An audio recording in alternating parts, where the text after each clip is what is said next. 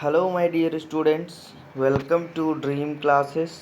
तो आइए आज के इस टॉपिक में हम लोग कुछ ऐसे सवालों को पढ़ेंगे जो कि आपके बोर्ड एग्ज़ाम से रिलेटेड और बेहद ही शानदार टॉपिक होने वाला है। ठीक है, तो सभी बच्चे एकदम अंत तक बने रहिएगा क्लास में, क्योंकि आपको थंबनेल में भी दिख रहा होगा और आज की इस क्लास में भी दिख रहा है आपको कि आज हम लोग क्लास 10th के बोर्ड एग्ज़ाम के साइंस टॉपिक को लेकर के आए हैं। ठीक है, जो भी बच्चे जुड़े हुए हैं क्लास में सब्सक्राइब बटन दबा दीजिएगा हमारा, इस तरह का अगर आपको वीडियो चाहिए तो। ठीक है, और चैनल के बेल आइकन को दबा दीजिएगा ताकि नए वीडियो का नोटिफिकेशन आपको मिल पाए।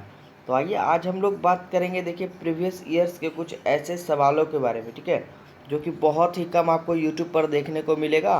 तो आज हम लोग उसके कुछ ऐसे सवालों को लेकर के आए हैं इस वीडियो में जो कि आपको बार बार बोर्ड एग्ज़ाम में देखने को मिलते हैं। ठीक है, तो चलिए अंत तक बने रहिएगा।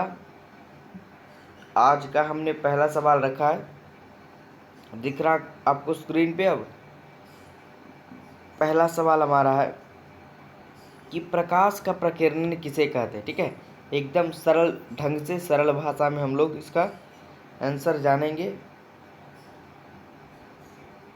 प्रकाश का प्रकीर्णन किसे कहते हैं, इसका आंसर देखिए लिखना है आपको एग्जाम में कि जब प्रकाश की किरण किसी कण पर पड़ती है तो वह सभी दिशाओं में फैल जाती है। ठीक है, और फैलने की इस घटना को हम क्या कहेंगे, प्रकाश का प्रकीर्णन कहेंगे या कहा जाता है। एकदम नॉर्मल सा आंसर है। ठीक है, कोई भी न्यू स्टूडेंट जो भी होगा उनको एकदम अच्छे से समझ में आ रहा होगा कि प्रकाश का प्रकीर्णन किसे कहेंगे कि जब प्रकाश की किरण किसी कण पर पड़ती है तो वह सभी दिशाओं में क्या होती है, फैल जाती है। मान लीजिए एग्जाम्पल लीजिए, किसी कण पर इस तरह से प्रकाश आई और पड़ी इस तरह से, और वह सभी दिशाओं में इस तरह से फैल गई, तो इस फैलने की घटना को ही क्या कहेंगे, प्रकाश का प्रकीर्णन कहेंगे। कोई दिक्कत नहीं ना। चलिए अब आगे बढ़ते हैं, तो एकदम अंत तक बने रहिएगा। एकदम प्रीवियस ईयर सवालों को ही हम लोग इस डिस्कशन करेंगे इस पूरे वीडियो में। दूसरा सवाल हमने रखा है, एमीटर और वोल्टमीटर में अंतर स्पष्ट करें। ठीक है, क्या है सवाल, एमीटर और वोल्टमीटर में अंतर स्पष्ट करें। ये भी बहुत ही अच्छा सवाल है और बार बार आपको बोर्ड एग्जाम में ये देखने को मिलेगा। तो देखिए, एक तरफ हमने एमीटर टॉपिक को रख दिया और एक तरफ वोल्टमीटर को रख दिया। ठीक है, करना क्या आपको, एमीटर के तरफ में आपको लिखना है कि एक एमीटर एक ऐसा यंत्र है जिसके द्वारा किसी परिपथ की धारा मापी जाती है। ठीक है, एमीटर एक ऐसा यंत्र है जिसके द्वारा किसी परिपथ की धारा मापी जाती है। और वोल्टमीटर के तरफ में लिखना है कि वोल्टमीटर एक ऐसा यंत्र है जिसके द्वारा किसी दो बिंदुओं के बीच का क्या मापा जाता है, विभवांतर। तो इसमें देखिए जो है आपका दो ऑब्जेक्टिव क्वेश्चन भी क्लियर हुआ कि वोल्टमीटर से क्या मापा जाता है, तो बिंदुओं का विभवांतर। ठीक है, और एमीटर से विद्युत धारा। तो आपसे पूछेगा एग्जाम में, बोर्ड एग्जाम में अगर पूछा जाएगा कि विद्युत धारा का ऐसा ही मात्रक क्या होगा, तो क्या बोलिएगा आप, एम्पियर। और ये पूछेगा विभवांतर का ऐसा मात्रक क्या होगा, तो वोल्टमीटर, है ना। यहाँ से कोई दिक्कत।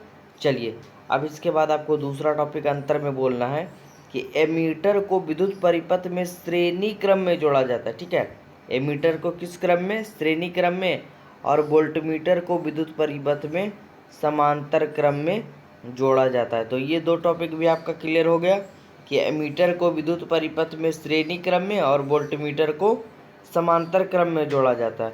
और तीसरा इसका टॉपिक जो पढ़ना है वो आपको बोलना है कि इसका स्केल एम्पियर में अंकित होता है। ठीक है, ये जो एमीटर का स्केल जो होता है वो एम्पियर में अंकित होता है, लिखा जाता है।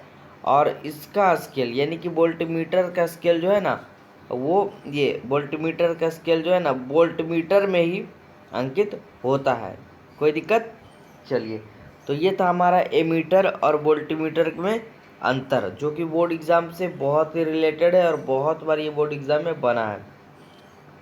आगे हम लोग बढ़ते हैं और आज हम लोग एक और ऐसे सवाल पे बात करेंगे जो कि आपको इतना तंग करेगा बोर्ड एग्ज़ाम तक, जब तक आप बोर्ड एग्ज़ाम से निकल नहीं जाओगे तब तक ये सवाल आपको छोड़ेगा नहीं। ठीक है, आप प्रीवियस ईयर सवालों को उठाकर देख सकते हैं, ये इतना बार ये पूछा गया सवाल है कि बच्चे से तंग आ जाते हैं। सवाल हमारा है, लैंगिक जनन तथा अलैंगिक जनन में अंतर स्पष्ट करें। देखिए कितना सटीक हमारा आंसर रहेगा। ठीक है, और जिन बच्चों को हैंड रिटेन नोट्स चाहिए, इस तरह के नोट्स को परचेस करनी है, हमारे हेल्पलाइन नंबर पे कांटेक्ट करिए, हमारी टीम आपकी सहायता करेगी।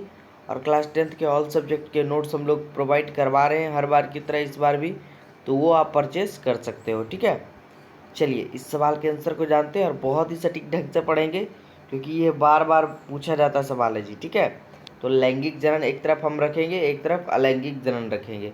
और इसमें आपको जाननी है पहला नंबर कि इसमें केवल एक जनक भाग लेते हैं। ठीक है, लैंगिक जनन में केवल एक जनक भाग लेते हैं, और अलैंगिक जनन जो कि मनुष्यों में भी होता है उसमें क्या लेंगे, दोनों जनक भाग लेंगे, नर व मादा दोनों। तो इससे ये तो क्लियर हो गया कि हम मनुष्यों में कौन सा जनन होता है, अलैंगिक जनन, क्योंकि इसमें दो जनक भाग लेते हैं।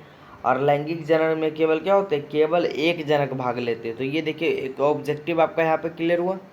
फिर आपको पढ़ना है कि लैंगिक जनन में शुक्राणु और अंडाणु दोनों भाग लेते हैं। ठीक है, लैंगिक जनन में शुक्राणु और अंडाणु दोनों भाग लेते हैं, लेकिन इधर आपको पढ़ना है अलैंगिक जनन में शुक्राणु और अंडाणु कोई भी भाग नहीं लेता है। ठीक है, और मेन और एक अंतिम टॉपिक आपको पढ़ना है कि लैंगिक जनन में उत्पन्न संतान का गुण उसके जनकों से भिन्न होता है, लेकिन अलैंगिक जनन में उत्पन्न संतान का जो गुण होता है ना उसके जनकों के समान होता है। जैसे कि देखते हैं हम मनुष्यों को जो बच्चे होते हैं, ठीक है, वो माता पिता से कुछ कुछ मिलते जुलते हैं, उनका नाक चाहे उनका आवाज़ हो, चाहे चेहरा हो, चाहे कुछ और हो। ठीक है, तो इस तरह से आप इसका एग्जाम्पल दे सकते हैं कि अलैंगिक जनन में जो उत्पन्न संतान का गुण होता है ना उसके जनकों से मिलता जुलता है और समान होता है। ठीक है, तो चलिए आज की इस क्लास में हम लोग इतने ही सवाल को पढ़ेंगे जो कि हमारे प्रीवियस ईयर्स बोर्ड एग्ज़ाम से रिलेटेड थे।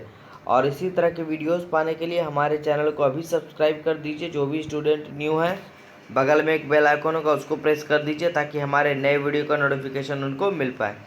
और जिन बच्चों ने अभी तक हमारे लर्निंग ऐप को प्ले स्टोर से डाउनलोड नहीं किए हैं वो जाइए जी, कर लीजिए, और वहाँ से आप हमारे क्लासेस को ज्वाइन कर सकते हैं।